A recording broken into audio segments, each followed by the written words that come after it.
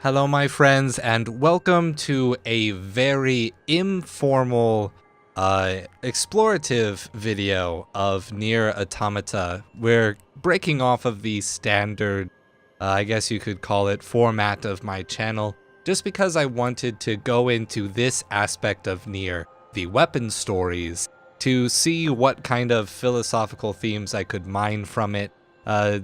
It's going to be extremely informal, like I just said, because I'm not sure if there's going to be any coherency. These stories are just a small, little, I guess you could say, flavor that's added to this game and the previous NieR that are usually very short emotional tidbits.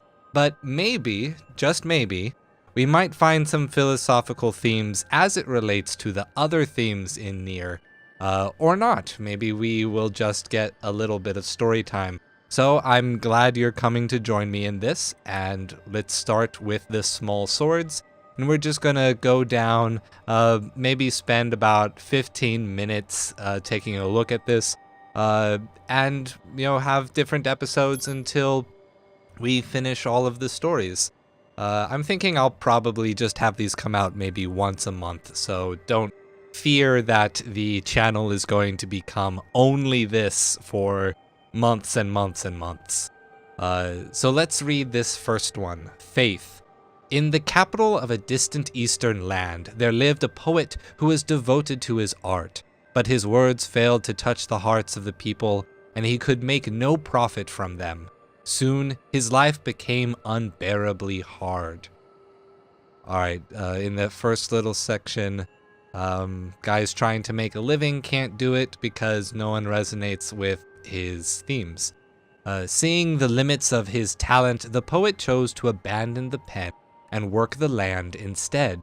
Soon his lily-white skin began to grow dark, and his once frail body became sinewy and tough. He eventually married a kind woman, and several years later they had a child. As the peaceful, uneventful days went on, the man began to feel that there could be no greater happiness in life. Or so the poet wrote before he put down his pen, swallowed the paper whole, and prayed that the next life might turn out so well. He then took faith, already stained with the blood of another, and plunged it deep into his chest.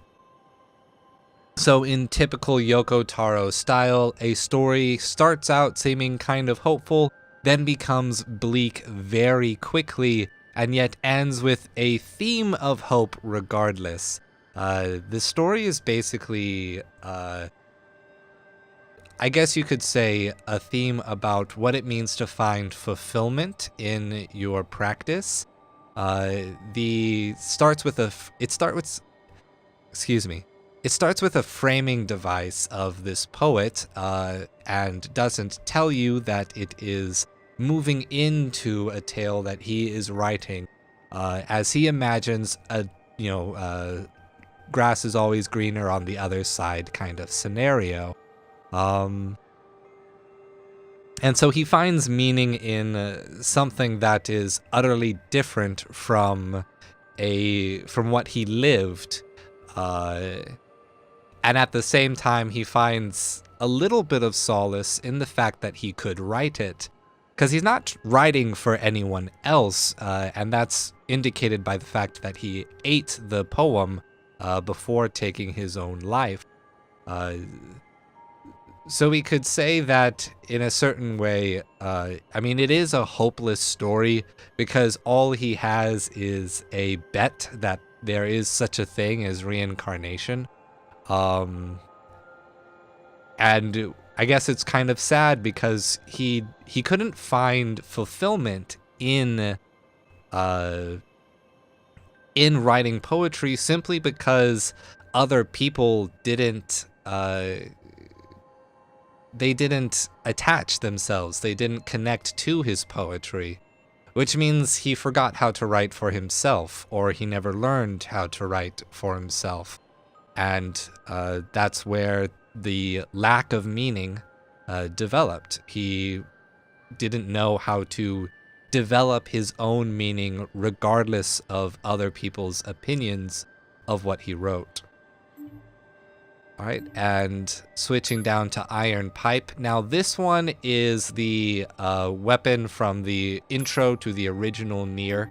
So the story is a cute little thing, basically just referencing the previous game, but we'll read it anyway.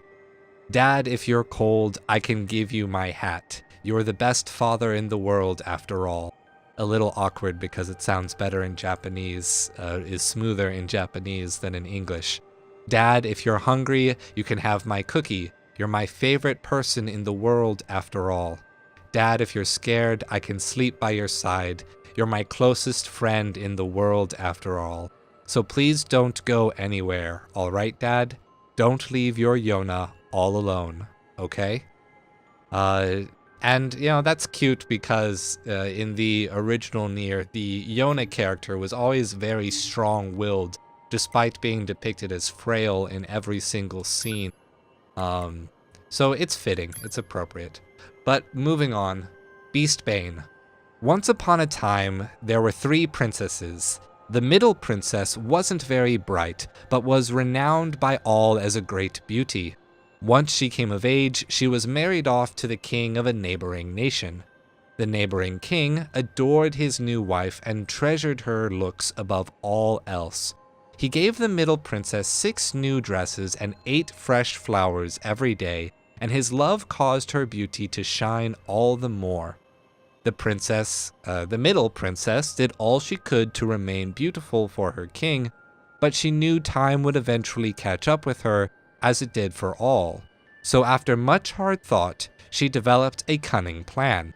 The middle princess had herself stuffed and mounted so she could remain beautiful for all time. The king wept joyful tears at the sight, but alas, 2 years later, war broke out, and her body was crushed under the rubble of the castle. So that's extremely dark and bleak. You probably shouldn't taxidermy yourself, just as a suggestion. I know this one philosopher did it, and his body is in display in some museum in England. But, that's really creepy. You don't have to do that. But the story is about Vanity. It's about, again, like the previous one, knowing your own worth to a certain extent. And there's a connecting theme there. But she thought her worth was in her looks, and she was told from an early age that she wasn't intelligent, and was convinced that her looks were the only thing that mattered. And yet, in the 3rd section of the story, it describes her as cunning, and to a certain extent, she was able to think of a plan that not many other people would think of, in order to preserve her legacy as a beautiful person. But really, the final section of the story says, but regardless of the success of the plan, the natural machinations of history eventually made it so that her body lost that beauty by being destroyed, by being lost to time anyway. And so the effort to remain beautiful was in vain. The valuing of vanity was in vain, which is, that's really cute. I think that's some fun wordplay there. So I guess the ultimate meaning is to, again, trying to figure out your own worth without connecting it to an external standard that doesn't fully represent yourself, because obviously the girl in this story was in fact intelligent, but never believed so because she was never told so. And the result is that she gave in and did something radical and drastic that was ultimately not in her own best interest and not effective. Moving on, Phoenix Dagger. One of the best weapons in the previous game, but I found I haven't actually used it all that much in this one. Disappointed. Really disappointed in that. The girl lay there on the day of her wedding. Her parents and beloved were dead. and she herself had been violated in front of their corpses. I should probably have put a mature warning or something at the start of this video. There'll be a visual thing that says, warning, trigger, like really horrible things happen in these stories. As she swore to kill those who had done this terrible deed, a shining songbird appeared. "Allow me to grant your wish," said the bird. "Wish upon this dagger and never forget this hatred that you feel." The girl grasped the weapon and spat out a tearful curse. "I vow not to forget. Please give them a painful death." Time passed, and eventually she got her revenge. Years later, when she was an old woman, the songbird appeared anew. "What of your vow?" it asks. But she did not understand. And come to think of it, what became of her beloved dagger? That night, bandits broke into her house, assaulted her daughter, and murdered her grandchild. The songbird then reappeared with a single question. "How long will your hatred burn this time?" Huh.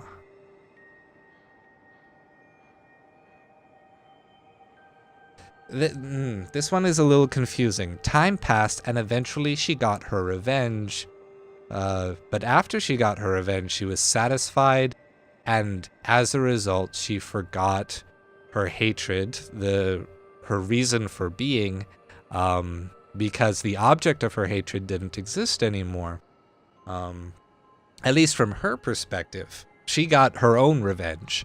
And then the final section of the story shows that the same ethical atrocity happening to her grandchild and essentially expanding the source of the hatred to another group of people. So I guess the first thing that I would think about this story is that it's actually externalizing ethical burdens. Whereas a revenge story is usually a very personal, individual, very relativistic ethic. You've hurt me, I want my revenge, I got my revenge, and thus justice is done from my perspective, regardless of what anyone else thinks or anyone else does. And yet, by stopping her campaign for revenge, it is suggested by the evil songbird, this evil creature that is enchanting the dagger, that because she stopped, because she forgot that the ethical atrocity ever happened, she forgot that these atrocities happened to other people, and that they are still happening out in the world, that the same thing has happened again. History has repeated itself because people forgot, or at least because the woman forgot to continue to pursue correcting the evil that was done. Now the question is, since it's talking about hatred, is this story in any way connected to the character Adam, whose obsession was the act of hatred that he thought was ubiquitous to humanity, and since he was trying to become human-like, that the way to do that would be to essentially mimic that hatred and to become as hateful and experience that pain fully. At the moment, though, I don't really know how it would connect to that, just because Adam really went from, I was born, I showed up, I read the Bible, and now I'm a big hate man and I'm going to kill everything really fast, kind of disconnected from our characters in both Route A and Route B of the game. So I suppose there really isn't that much connection, because rather than trying to spread hatred to other people, Adam attempted to be killed off to be the victim of hatred by causing other people, particularly to feel that hatred for him when he kidnapped 9S after the big lake battle. But I suppose that's all I'm going to get after those.